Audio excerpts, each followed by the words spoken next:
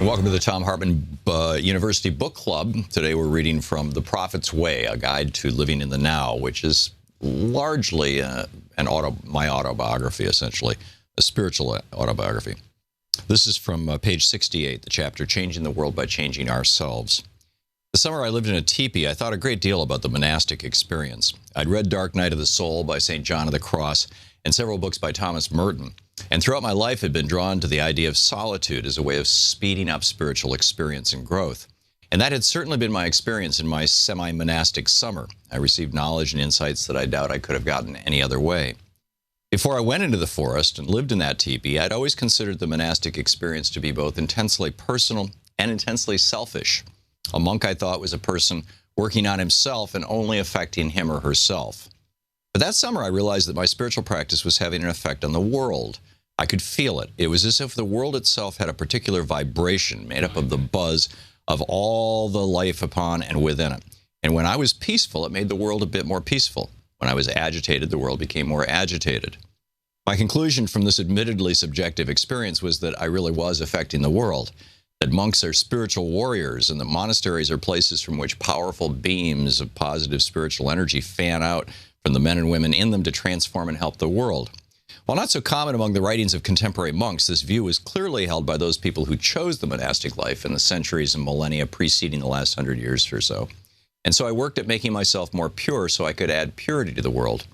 But throughout this, there was also part of me that thought that this was a subjective experience, perhaps with no objective reality. It seemed on that level that it wasn't possible that I could be so closely connected to the world, that I could have any significant impact on it just by my state of being at any particular moment or throughout my life. Because it was me experiencing the world, then, of course, the world would change as I changed. My point of view is shifting or being contaminated by my own mental state at the moment. This assumption was the result of my training in science. Science is something unique to those cultures who were influenced by the Greeks or the Persians. In India, Chinese, and Native American cultures, there is no equivalent. They have philosophy and spirituality, which integrate what we call science with what we call mysticism. But in their classic traditions, they don't have what we would refer to as pure science. Two of the primary tenets of science are the things that things are ultimately divisible into tiny, definable building blocks, and then for there to be a true reality, the observer must be separate from the observed. In our dreams, we're both observer and observed. It's unreal.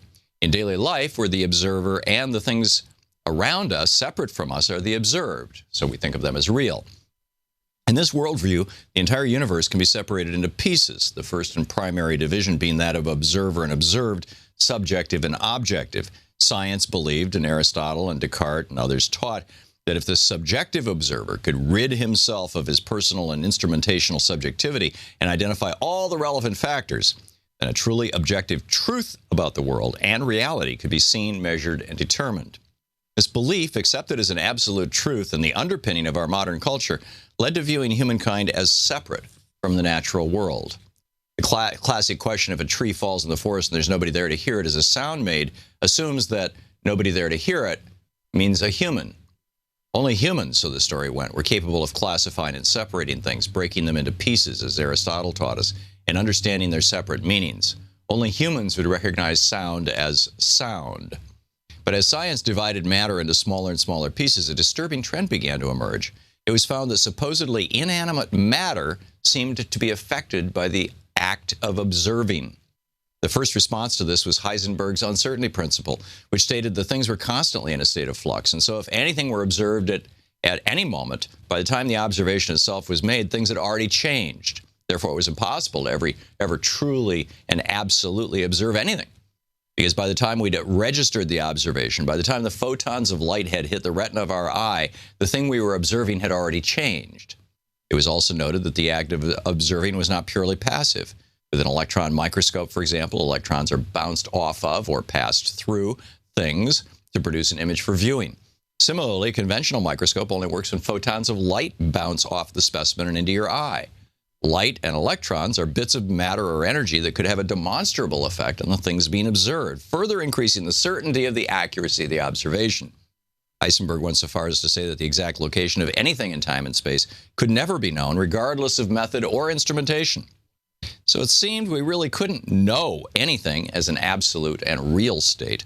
All we can do is engineering, working with things because they work, like electricity, even though we don't know how or why they work, which is in fact the case with electricity. This allows us to manipulate the world around us, to build machines and make things work, but it also leads to the dangerous assumption that to be able to use something is to know it. This is mirrored in human nature, too. We're constantly affected by our experience of life, and our experiences change our personality, our worldview, and our behaviors. And I'm not now the person I was before I met Herr Mueller, nor am I now the same person I was even a week ago or even 1 minute ago. We grow, change, and are constantly in a state of flux, and this provides us with an opportunity to develop the spiritual sides of ourselves, and by doing this, to make the entire planet more spiritual. So this aspect of the scientific approach turned out to be wrong. It was in fact not possible to separate the observer from the observed. The book is The Prophet's Way.